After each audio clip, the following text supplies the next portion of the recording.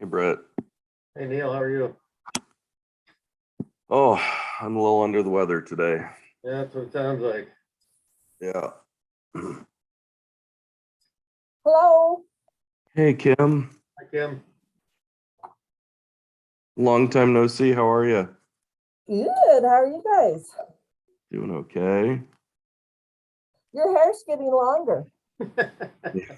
Yeah, it's fairly long now, Get the man bun going now. right? Yeah, I don't actually know what I'm doing with it.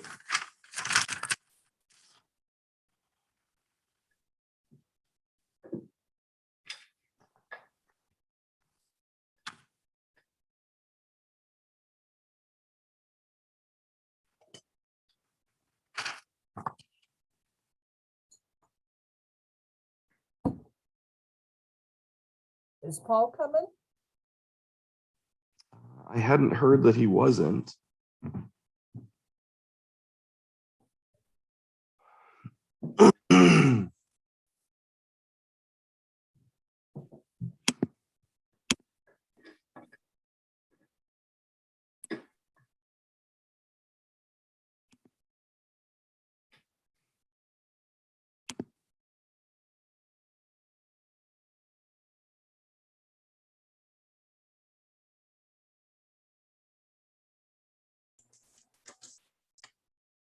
Hey, Brian.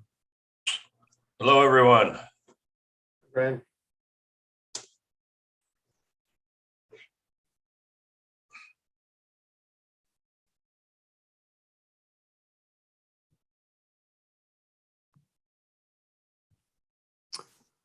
Let's just give people another minute to join. I know Pat wasn't going to make it today.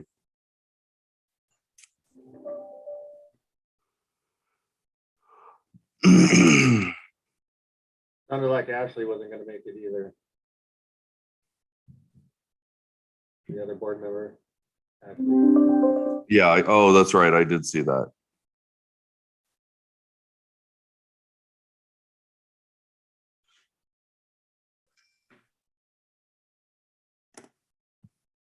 Hey guys, this is Paul. Hey, Paul.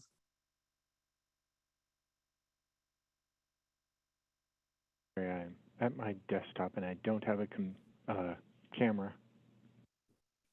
No problem. Just chime in whenever. All right. Excuse me. I'm a little under the weather myself today, so please bear with me through this. Well, let's call this meeting to order and welcome everyone. Thank you for taking the time to join us. Just as a reminder, we are being live streamed to YouTube and I think Spectrum Cable as well.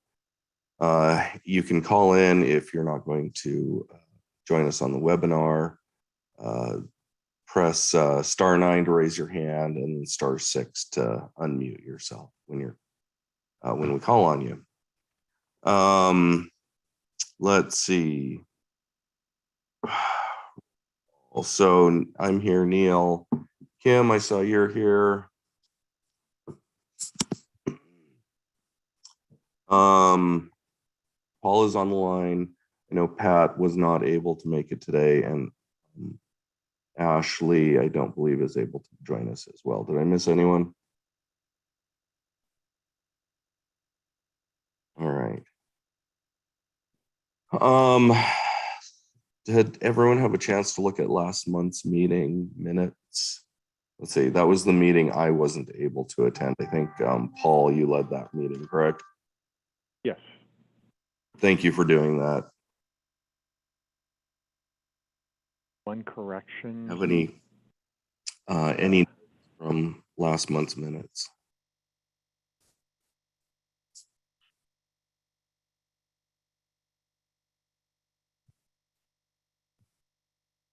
With it. What was that, Paul? I couldn't hear you. I found one typo, and I'm looking it up.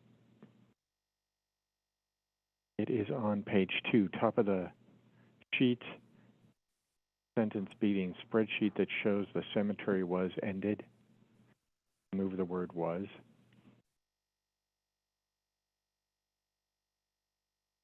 Other than that, I make a motion. Second it. Let's see. Oh yeah, I think we have a quorum we can vote on to approve those. All in favor? Aye. Aye. Great. Thank you for catching that typo. Chris, did you catch that? Yep. Thank you. Mhm. New business. North Reserve North Reserve Scott Street Master Plan. Get the financials, Oh, did I skip? I'm sorry. and public comment. Wow. Oh, look at that. I skipped 2 things. Do we have any public comment on items not listed on the agenda? Do we have any public join our conversation today?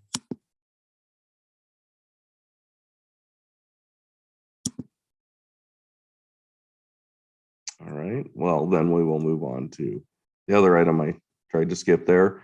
Thanks, Brett. Budget updates.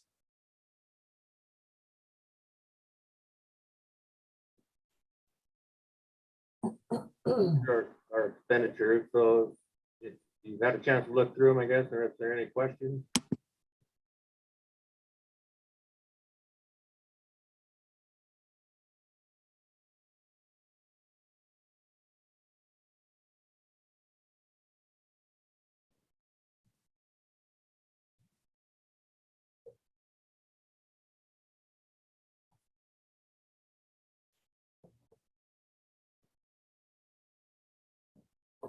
Okay.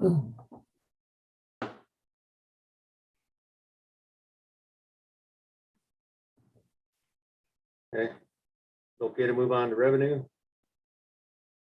Yeah, I think so. Kim or Paul, did you have any questions on those? Nope. Just one question. Could you explain under the last or donated funds, 1243, item 930, improvements, and what maybe I missed it when we looked at it before, but what does that entail? Where are you looking at? Down a little Second bit, Chris. page. Here we go. 1243, 930. line item 930. Yeah, that one. The improvements? Yeah. I guess I'm not positive on that. Chrissy, you know what that is? Yeah, that's the amount allocated for the pet ossuary that was rolled over from previous years.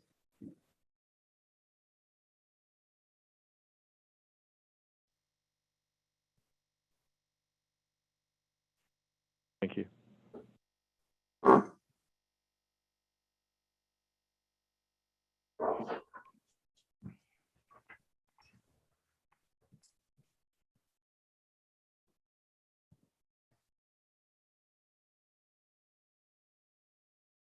All right. Thank you. All right, well, for last month, we had 4 niche sales for $4,542. We had 4 grave sales for $3,028. We had 1 second internment for $433. We had 4 casket internments for $2,164. We had 1 cremation internment for $379. We sold 5 liners or polyvaults for $2,812. We had 1 monument cleaning or maintenance fees for $325. We had 2 monument permits for $216. We had 2 foundations that we had put out, and those costs of the city were $409, and the cost to go to the cemetery were $267, and the 1 rent for $324, for a total of $14,899. And we have 31 internments left, or sorry, we have 31 internments to date.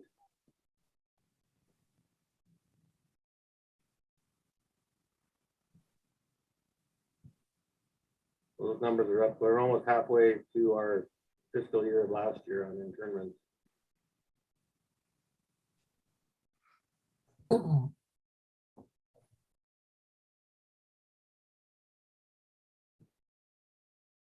Any questions on the revenue? Nothing on my end. Thank you. Oh, we're good. Thank you for that. Thanks for looking through that with us. Excuse me. Okay, now I guess I can finally move on to new business. Is Jeremy on? Was he going to present this? Or is that you? Neil? Oh, there you are. Sorry, I didn't see you, Jeremy. Okay.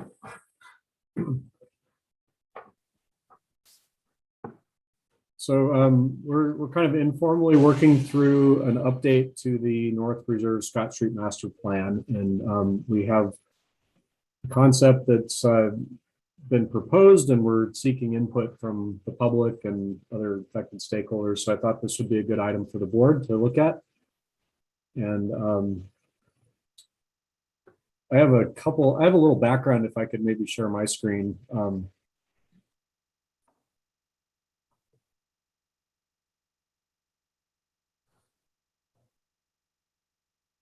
So you're all seeing that now? Yep. Okay. So the North Reserve Scott Street Master Plan is on the MRA website. It's part of the North Reserve Scott Street Urban Renewal District, and that plan was done in about 2016. This is the executive summary for the plan. It's a short document. Folks are interested in reading it. Helpful to refresh. But this is kind of the concept or the vision for the plan, which focused on enhancing and protecting the green space around the cemetery and expanding the residential neighborhood, being referred to as the Scott Street District. So we're starting to see some of that happen. And the plan had a more detailed concept map, which showed more specific land uses and future street alignments. And at the time, because there wasn't a whole lot known about what the cemetery needs were, the plan blocked out an area of open space or cemetery land that was equal to the current area that the cemetery has. So that includes that area that it's currently being used for other things by Public Works. But this plan shows a larger area for the cemetery.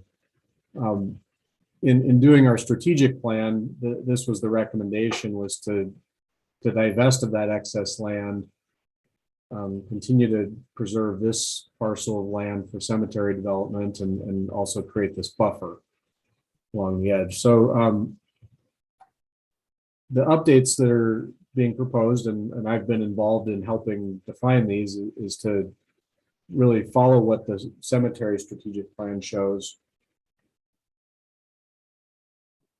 in terms of creating that green space buffer and the future cemetery expansion to the south, but then divesting of these lands. And so the plan is recommending that land be residential, and also looks at the street corridors and such that would go along with that. So we showed this at a neighborhood meeting that was related to some of the developments that are happening over here along Scott Street, to get some feedback. And I'm interested to hear what the board thinks about this, and if you have any specific concerns or comments.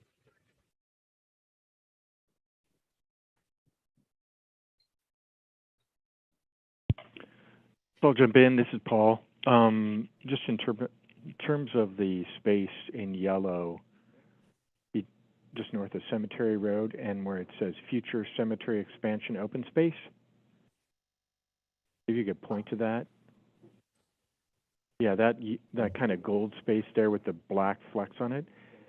I assume I mean, the gold is indicating, I think in the legend it says it's a commercial or industrial space.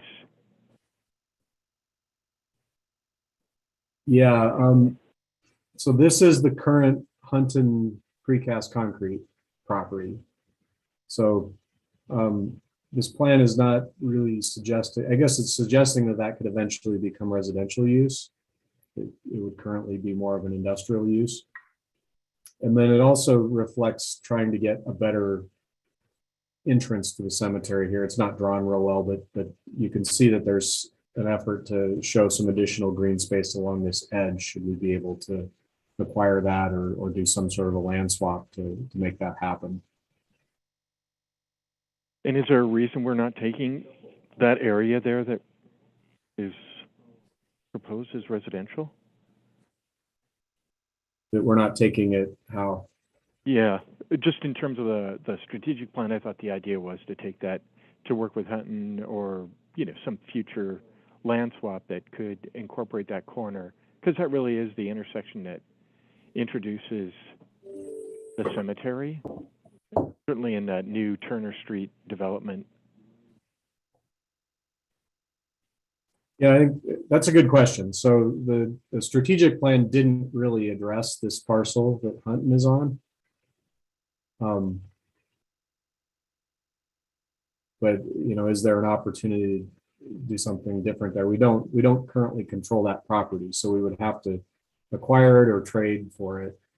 But I definitely think that at the very least, we would like to expand this area adjacent to the entrance to the cemetery, provide more green space. But are you thinking something more than that, Paul? And just kind of going back to the board here, but Kim and Neil, didn't we talk about that in general terms with just in regard to our review of the strategic plan? Was it the idea that land swap, it'd be great to take control of that area that Hunton still whatever property that is, whoever that is now or in the future, that would become part of the cemetery and really become the face of the cemetery to the street. Mm-hmm. Yeah, we've spoken about that, Paul, on several occasions. I know we talked about with the Sloan group as well when we did the master plan. I don't recall exactly how that was written up or if it was written up in the master plan, but the idea was that currently it's they've been good neighbors, but it's not the most attractive thing to see as you approach the cemetery. And it would be nice if we could, if there was a possibility of some sort of land swap or something, so that way we could have a more pleasing entrance into the property.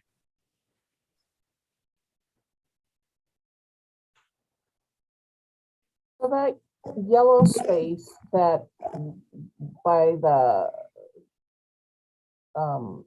future cemetery expansion, that is not geared toward becoming residential housing, is it?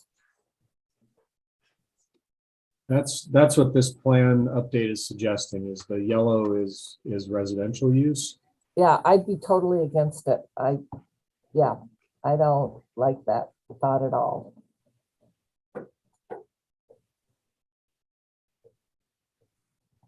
I mean, I would agree with Kim, and just to frame that a little bit more, I don't mind the residential in terms of being across the street, but I think having the residential right adjacent to property line of the cemetery, I think that's Yep. that it just I think it conflicts with the goals and kind of the independent and quietness of what's expected in the cemetery. The other thing I wanted to mention was that area that Sloan Group indicates as in the red on the one of the slides that Jeremy showed, is a kind of the industrial part of the cemetery, where kind of the boneyard, if you will, no pun intended, where, you know, stuff just goes. And now it becomes the street side of the cemetery, so the people who are, assuming that street's called it Turner Street, going kind of northwest there up to the roundabout off Turner Street, they're going to be driving by what looks like kind of an industrial part of the cemetery, not really a good face for the cemetery. I would think that whatever the public is driving by that is the impression of the cemetery, we'd want that to be a real public-facing and inviting look. So just raising that concern.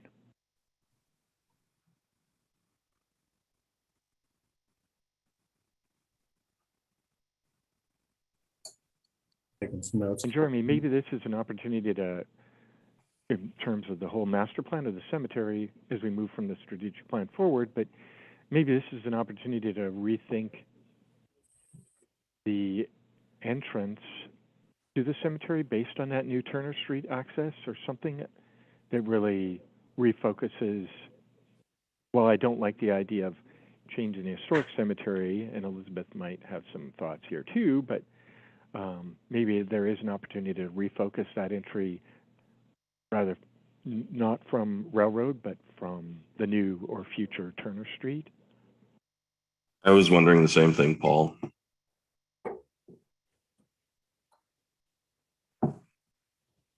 Yeah, that's a very interesting idea. So we already control this space in orange, and being able to, you know, if you set up an entrance that came in, this is Otis Street that came in here, you know, we'd have the ability to do more with an entrance and green space than we may have currently, at least down here. And that might take the emphasis off kind of the industrial part that you see as you go along Railroad or Cemetery Road, and Hunton's yard there.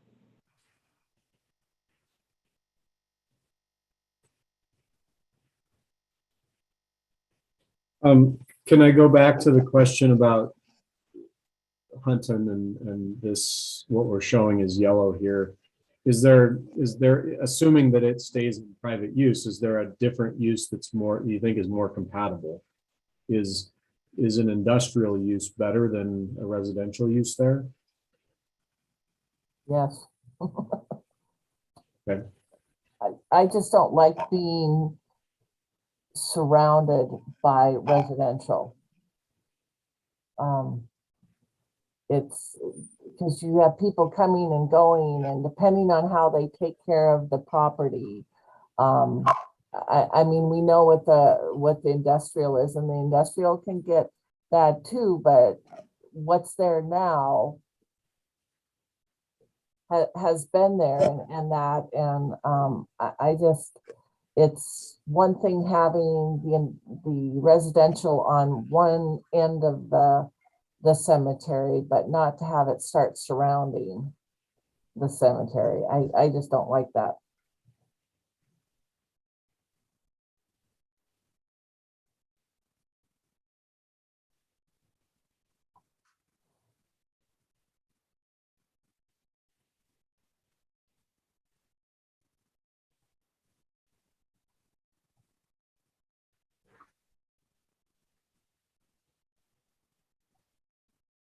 Jeremy, do you have any sense for what type of, you know, just in the drawing you have shown here, what type of residential that would be? Are we like low income or multifamily or single family? Is that? You know, based on what we're seeing in this area, it's likely to be multifamily. If it were residential, and the hatched lines indicate that it could also include some mixed use, some kind of a live work or neighborhood commercial use.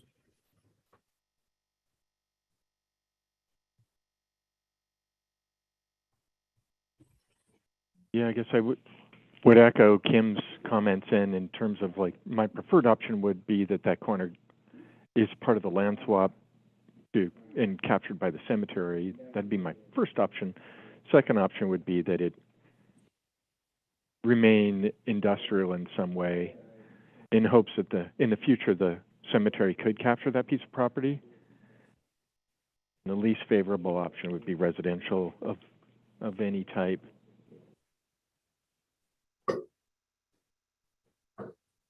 I think what we'll have to consider there is the opportunity costs. It's, if we want to try to acquire that property, it's going to be at the expense of other things likely. So we'll probably have a variety of different needs we want to try to address through the surplus of this land. But, I think you'll have to decide, is it more important to try to acquire that property for green space? But I think we've already determined we don't really need more green space, but the location of where that space is, could benefit the cemetery different than what we currently have. So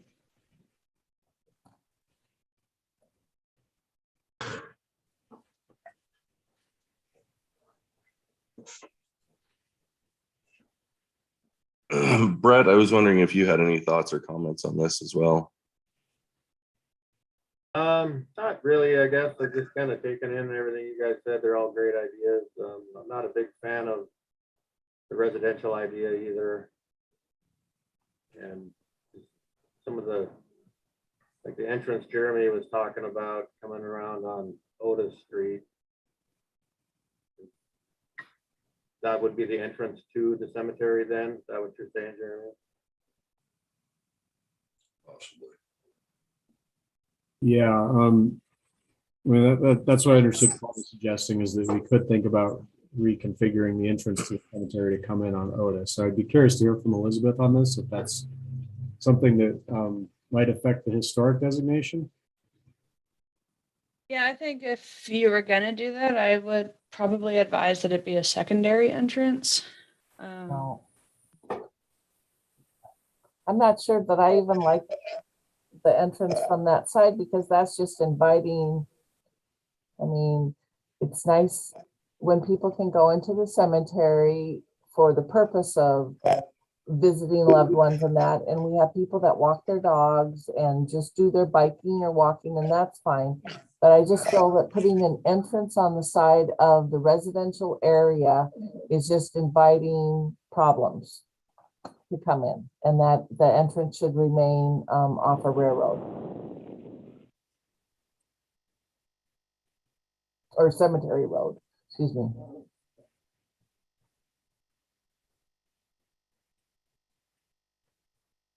So I'd like to counter that a little bit. I understand what you're saying, but part of the strategic plans is making the cemetery more relevant to people by inviting them in. And so if you have a residential neighborhood and they can access off of this east side, that's going to do a better job of inviting people to come and enjoy the cemetery. Whereas if they have to walk all the way down around to get in off of the cemetery roadside, I think you're going to decrease that use.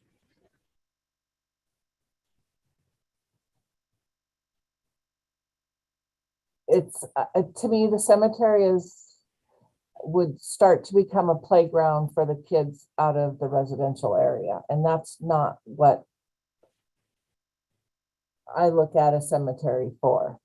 And that's when you get theft happening, destruction happening, things getting, litter, all of that.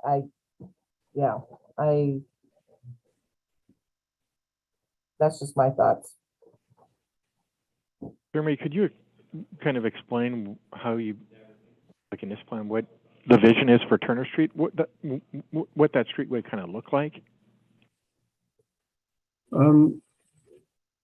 Turner is envisioned as a collector level street that so handles a little higher volume of traffic, would handle our truck route. Similar to the streets, like, I'm trying to think of a good similar example.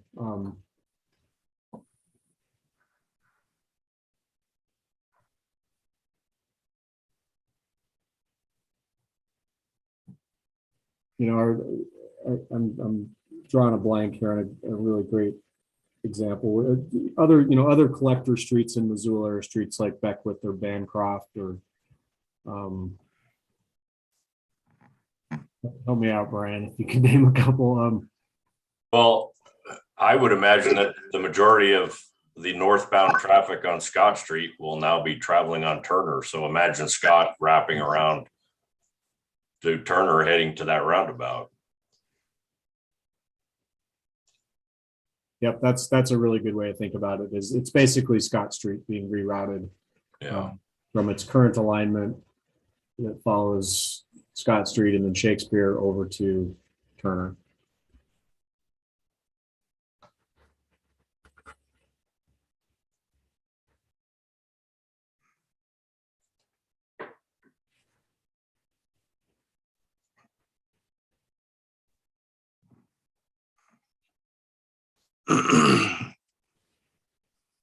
I'm not a city planner, so please excuse my insipid question, but this this new industrial connector road looks like it would be a new on and off ramp to the interstate. Is that correct? Yes, that is correct. And so I'm just curious why you wouldn't route that directly into like Scott Street, which would be a more direct connection into the rest of the city.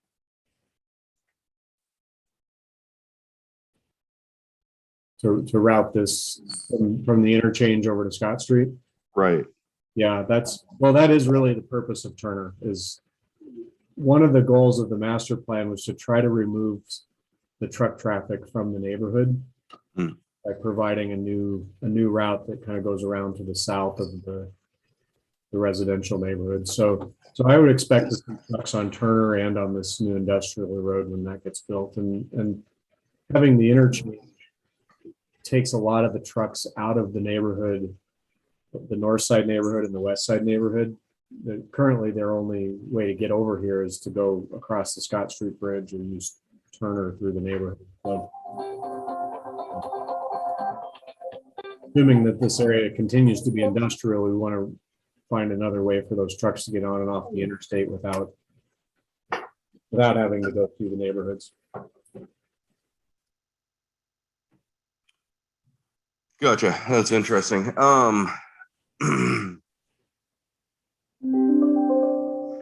So I'll be honest with you, Paul and Kim, I'm kind of the dissenting voice here. I like the idea of residential. And yes, I totally understand where you're coming from as far as trash and vandalism and other issues like that. And I'm sure that there's a way we can think through maybe mitigating some of that. But for me, anyways, the perspective is that this is a public area and we want to involve the public in it. And if they have a vested interest, I think there's going to be less likely to have theft and problems of other sorts there. And I don't know, as far as the entrance, moving it, I'm not sure that I'm convinced, but I think it's an interesting opportunity to at least look at maybe having a secondary entrance or moving it. I just don't know off the top of my head, but I'm also full of cough medicine at the moment. So, and I liked the idea of residential near the cemetery because we keep picking on some of our poor neighbors like Huntington or the lumber mill next to us, as not having, like the look that people would want to see from a cemetery, and knowing that we're going to have neighbors for, one way or another. I like the idea anyways of having the look of residential over industrial. Some commercial might be another option. I don't know how that plays out into this plan, some shopping or businesses or offices, but that could be, more attractive than industrial neighbors as well. So I just wanted to flip back to the current plan, which does show that same parcel being residential. It had this street Holman Street going through, which that was something I think in the strategic plan and through discussion with the board that you did not want to see. And so we've pulled that out of the plan, although it could. And I think the problem with it was that it comes in right at our entrance. And so that would provide that separation that Paul was talking about, where they're not immediately adjacent to the cemetery, but it sort of creates an issue with what happens at the entrance. Can I ask a question? Please.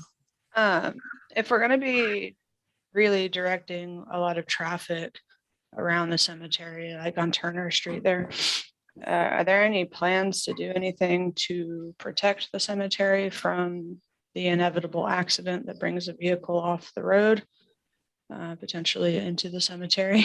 Are there any ideas for how to start potentially mitigating that kind of risk that the cemetery could be facing?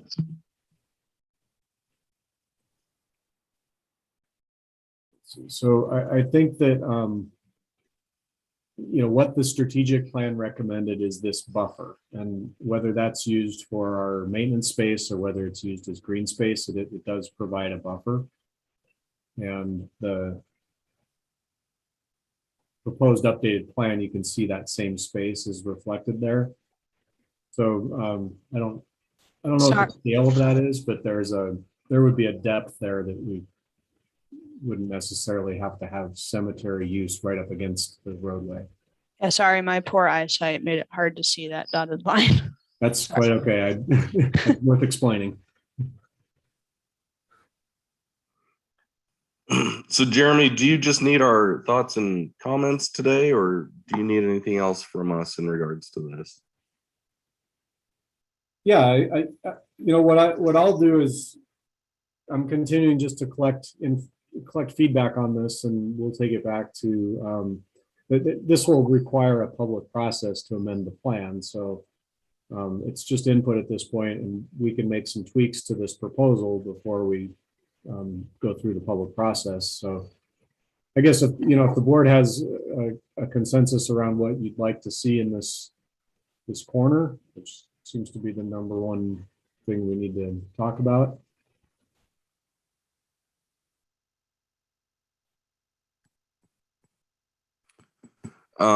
Yeah, I think we're all, and I don't mean to speak for anyone, but and feel free to correct me if I'm wrong, Kim or Paul, but I think we would really like to be able to utilize that space in a way that that's inviting to the cemetery. It's not detracting from our main entrance into the property. Would that be a good way to put it, Paul?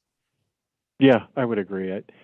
That intersection of whatever Cemetery Road and Turner Street, that becomes where, as you think of people who are in the process of burying their loved ones, that's where they're going to come.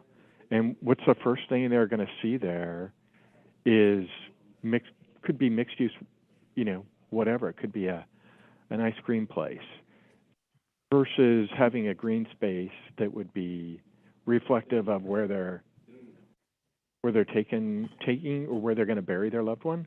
So it's just that first impression is all I was talking about.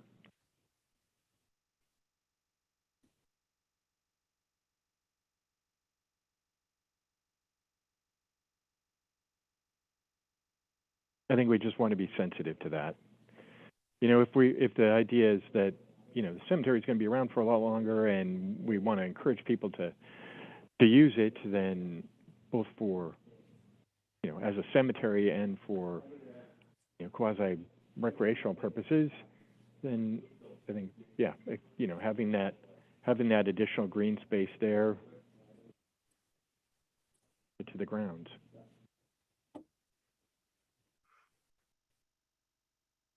Jeremy, this isn't 100% relevant, but the only other thing that I look at or that comes to mind when I'm looking at that proposed change is parking. It seems like a lot of residents in that residential units, possibly in that area, and obviously parking just tends to be an issue kind of no matter where you go in Missoula. And obviously I'm not asking you to speak to that necessarily, but it just comes to mind as a potential concern when I look at that.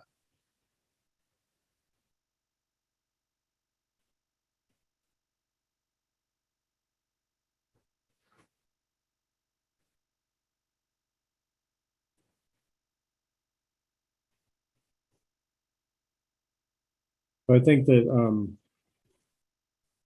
I'm aware of active conversations with Hunton looking maybe to move sometime in, in the not too distant future. And that could be driven by somebody else acquiring that property and wanting to develop it.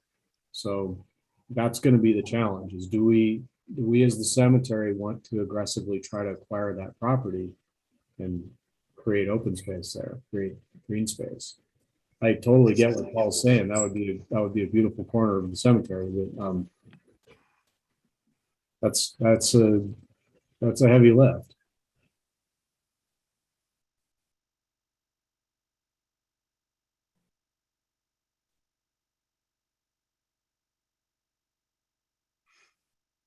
I thought you were just going to go over there and ask them to donate that property to it. I can ask all day. But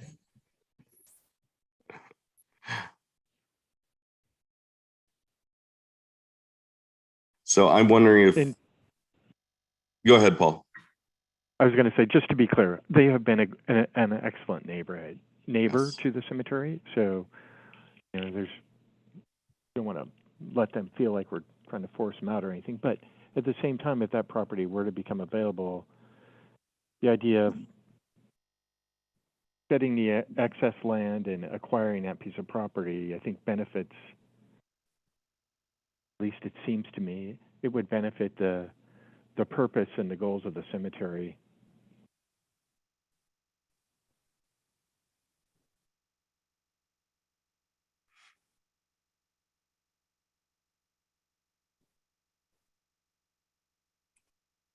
All I have to say.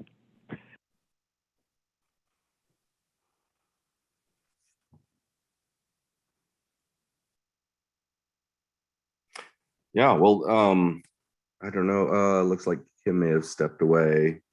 I don't want to hold you up too much more, Jeremy, on this, unless there's anything else specifically you want us to talk about. Sorry, Neil. No, go ahead, sir. So thanks for your feedback on this. It doesn't. This is private land right now. It needs some kind of land use designation. It doesn't prevent us from trying to acquire that land. And if we acquire it, then we can make it green space. So I don't think we have to have that decision today. Probably something we need to talk about more as we look at what the different priorities are in implementing the strategic plan. Is this a priority over some other things?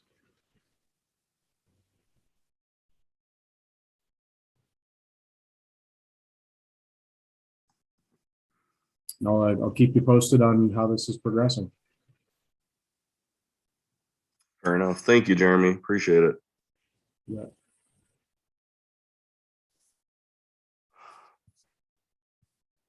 I have to pull up my agenda here. Oh, Brett, let's see. I think we're moving into that headstone that needs correcting. Did everyone see the email that Susan sent out with her recommendations and thoughts on everything? I agree with her. I think that the gal that's doing the research is probably correct. Just per our records, which is a pencil written ledger, dating back to 1888, I believe. And it's quite possible that they just wrote down the wrong name. She presented very compelling evidence that she is correct, and we just wanted to be doing our due diligence as far as getting everything correct. And per our records, they didn't show that, but like I said, she's shown evidence otherwise, and I'm comfortable with going forward with this.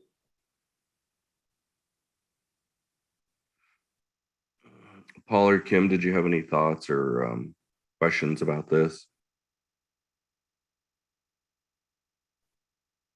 Sorry, I would I agree with think we Brad. should go for it Oh, sorry. and get it corrected.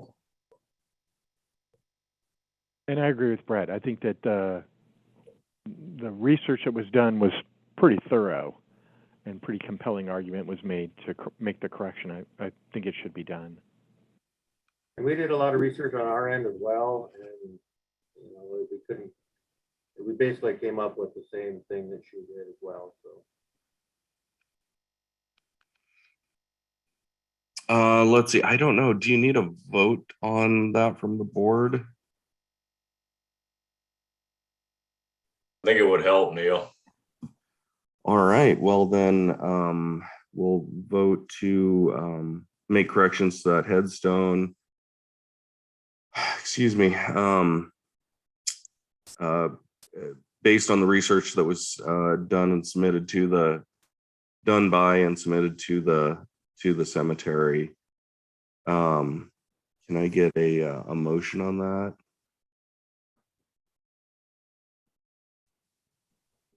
I make a motion that we correct the headstone that Susan did the research on.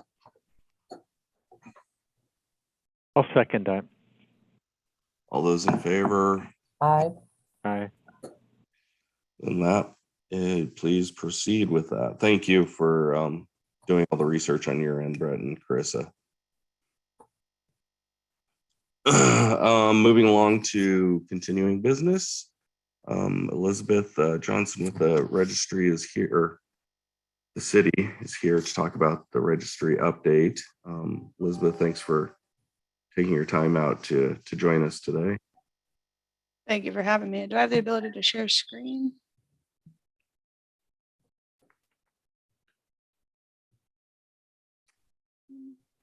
Second, sorry. So I just have a really short PowerPoint to kind of just walk you through where I am at in the process, assuming I can get it to work. So for the folks that weren't present when we met at the cemetery, after we had that meeting, I got involved in a pretty extensive round of internal communications with the city to ensure that we did have owner approval to submit the nomination. In July and August, I was engaged in conversations with the State Historic Preservation Office about nominating the cemetery. Since they are extremely familiar with the property, the SHPO determined that a determination of eligibility wasn't needed. But we did have to continue to kind of work out some of the specifics of the nomination and how we would be nominating it and what that would look like.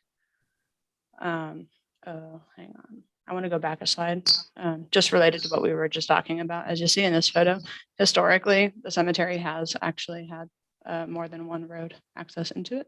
So if you were to consider a secondary entrance, I would advise perhaps not doing so, not getting rid of the original one, right? But it wouldn't be outside the character of the cemetery's history to have a secondary road access into it. And then ultimately, after talking with SHPO, I had originally proposed that we nominate it as a site. SHPO felt that a district was more appropriate given the just wide variety of mortuary art and the layout itself. The buildings, though they will be non-contributing, there's a good mix of historic resources in the cemetery. So with that, I originally proposed a boundary that ran straight up this road and included just everything to the west of it. SHPO came back with an express desire to see this portion of the cemetery also included in, given the fact that this northernmost portion of the cemetery and the land over here was all acquired at the same time in the same land transfer, and the rest of the land was acquired during the period of significance, which for the cemetery is going to go all the way up to 1971, that 50-year mark, because it is of course still in use today. So that is the boundary that I presented to Jeremy and everyone else, and we got the go ahead to move forward with the nomination process. So I've been working on that, and I am just probably a couple days. My goal is to have a draft sent over to SHPO for the nomination at the latest by early next week, hopefully by the end of this week.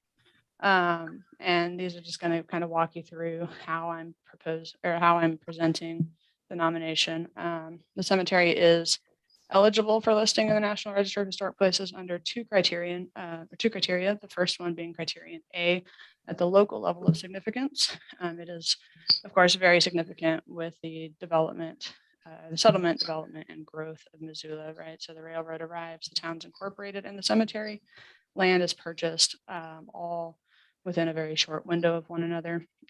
It is representative of an a really early move to build kind of a public infrastructure within the city. And I'm going to be confirming this, but as far as I can see, it was the first park-like area that existed in Missoula, with Greeno Park following in 1902. So the city acquiring it in 1901. Unless perhaps Paul can correct me there, because I've been trying to really dig into some sources and confirm that. I believe that it was the first park-like setting that was formally set aside for public use. Of course, the Fort Missoula Post Cemetery and St. Mary's, or Post Cemetery predates it, and St. Mary's was by some accounts the same year, some accounts quite a bit earlier. But either way, both of those were not for general public burials. So this represents that first public formal cemetery in Missoula, which is incredibly significant. It also illustrates the working and middle class roots of Missoula's history and how the city was really characterized for the better part of the first century of its existence. You can see that through the variety of headstones that are present in the cemetery. Your less ornate ones tend to be associated with that more working and middle class origin. But then you also see the infusion of wealth that follows the railroad, evident through all of the really elaborate statuary that exists throughout the cemetery. The other aspect under Criterion A that I'm presenting as it being significant under social and cultural history, the cemetery is one of the best extant properties that highlights the ethnic, religious, and social diversity of early Missoula. And for some groups, it's the only place that you really see that history represented and preserved quite so well. Thinking primarily about the plot of largely unmarked Japanese burials that are in there. You have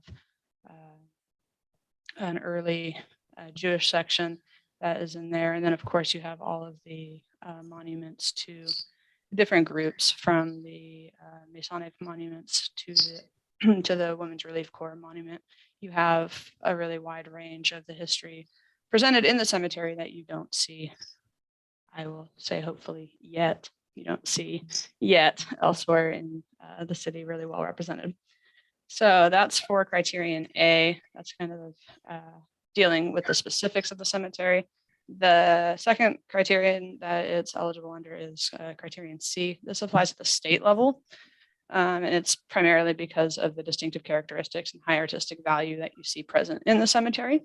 As we all know, the cemetery is an absolutely stellar example of a late 19th century cemetery, and it really highlights the evolution of cemeteries in the United States at the turn of the 20th century. Particularly, you go to the Victorian era, it's a pretty pristine example of a rural cemetery movement design. It was designed to be a place where families could come. They could basically have a park-like day, enjoy the atmosphere. You have the canopy of trees that you can walk under. While those took time to develop, so they're not evident in the earliest pictures of the cemetery, over time, these kinds of landscapes obviously grow and develop into themselves and become what they are today. You also see the Victorian era shift in attitudes toward death really present in the cemetery. In the early years, graves were often unmarked or very minimally marked. As we get into the Victorian era, you see a very, very popular trend towards really ornate mortuary art. And that's largely because attitudes towards death become more celebratory. That's when cemeteries really start to take on this park-like setting. They're not a place where you go to mourn death. They're a place where you go to celebrate life. The second aspect of that is the City Beautiful movement. You see, well, the cemetery wasn't as far as I can tell, specifically designed with that in mind. It certainly fits all of the criteria of a City Beautiful park, with the design aesthetics and the highly manicured landscape that it's maintained ever since then. And then the last point is the professionalization of the cemetery industry. In the late 19th century, you really start to see the emergence of cemetery caretakers as civic roles, right? That plays back into part of the other criterion that I mentioned, which is this being a public infrastructure project. You start to see municipally owned and municipally managed cemeteries emerge, and that is really just a really prominent way that the government played a role in seeing to it that folks had their needs both in life and in death cared for. It also helped Missoula avoid a lot of the problems that other cities encountered when they faced rapid growth, which was placing cemeteries right kind of in the middle of where everyone was living and expanding, and that comes with very obvious public health concerns. And that was certainly something that was faced that led to this rural cemetery movement. So those are the two criteria that I'm really been focusing the narrative on. Apparently I forgot to put a slide in here. We also are going to, we're also going to have individual items that are going to be highlighted as contributing objects. You're going to see that particularly in the form of a lot of these more elaborate monuments that you have in there, like the Masonic Monument, the Victorian Monument. Those will all be considered contributing objects to the district. Most of the buildings, because they were built outside the period of significance, of course, are going to be non-contributing structures to the site, and then the site itself will be a contributing site for the actual landscaping features. Where we're at now, like I said, I should hopefully by tomorrow, but at the latest by Monday, I will have a copy of this nomination off to SHPO for the beginning of the revisions. Revise and resubmit as needed until they feel that it is sufficient enough to go before the state review board. In the meantime, while I'm doing that, I will be finishing up photography. So there's been a lot of great photos I've been able to get. There's been others that I've just kind of had to wait and see how the nomination rolled together to see what photos need to be included. And then, like I said, once SHPO finds it sufficient, it goes before the state review board. But in order to do that, they have to send out a notice, which, because we are a certified local government, requires a 60-day notice rather than a 30-day notice prior to the state review board meeting, which allows the public to comment.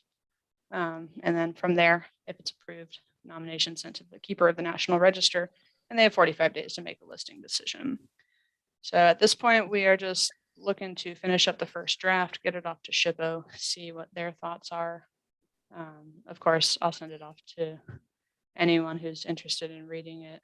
The SHPO will be the primary one that has to give the go ahead on it meeting the content criteria, but I'm happy to send it along to any one of y'all that are interested in taking a look at it. That's kind of it for my presentation. I wanted to open it up more to questions, and I do want to give, before we go into questions, a huge shout out to Carissa for all of her help, as I have been consistently bugging her for dates and spreadsheets and all sorts of other information. So I just want to give a big thank you to Carissa. Well, thank you for all of your hard work. You've done a lot, so really appreciate it. Thank you, Elizabeth.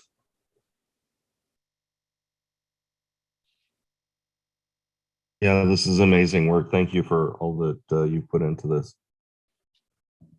It's been an absolute joy getting to know the history, and it's been a great crash course, throwing me in the deep end of learning Missoula's history, being so new here. So it actually kind of came at a perfect time. It's great stuff, Elizabeth. Thank you for doing that. That historic photo you showed, can I ask where'd you find it?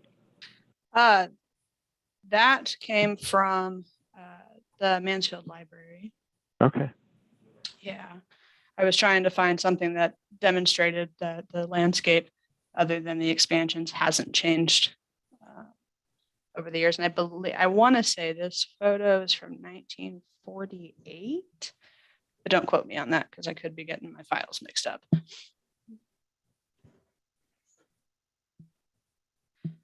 But I can. I'd love to I can I'd track it love down and to I can see send the- it over to you. Yeah, and I'd love to see the draft report you're going to shoot out too. Yes, of course.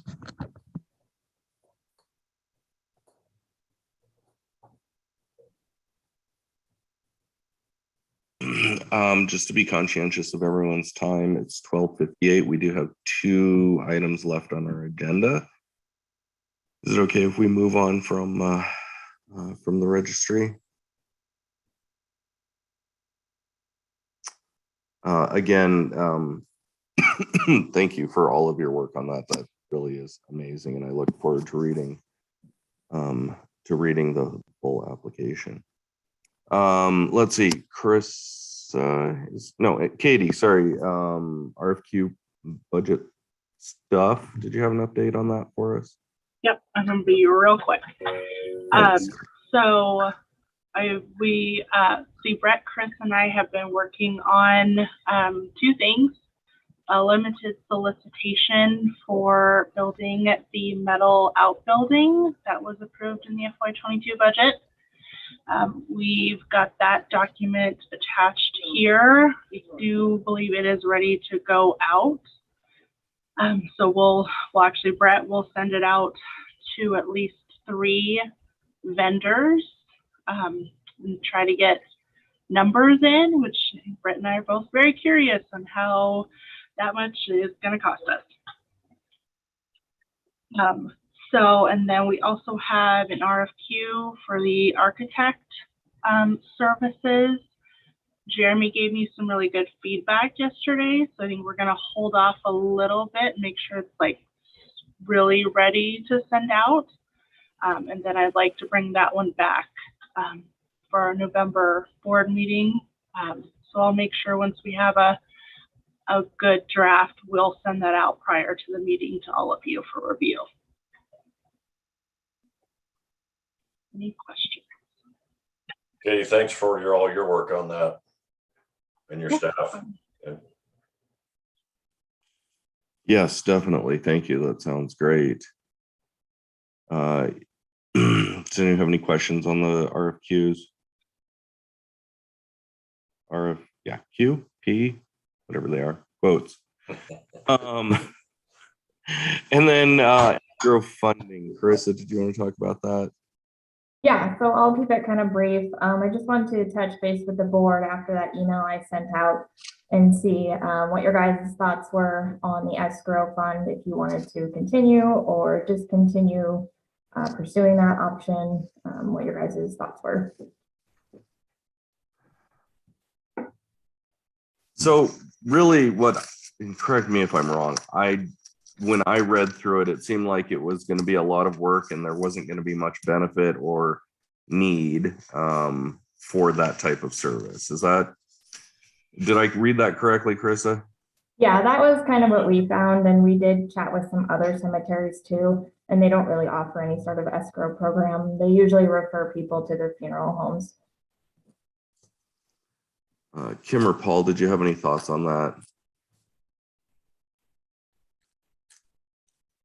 I agree that I don't think that we should do an escrow thing because it's just gonna create more issues to deal with down the road, and stuff, and that, it's one thing to prepay for a burial site, but to prepay for, other stuff, I don't think that it's something we need to get involved in.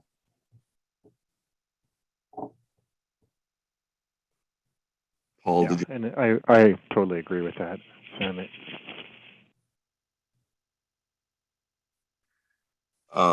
I guess the board's recommendation on Chris is that you don't no longer have to pursue investigating that further. Okay. So I have a question for the board. Can we redline through that recommendation in our master plan then? And because wasn't that part of Sloan's recommendation to look into that? Yeah. Okay. Do we need a vote to redline that one out?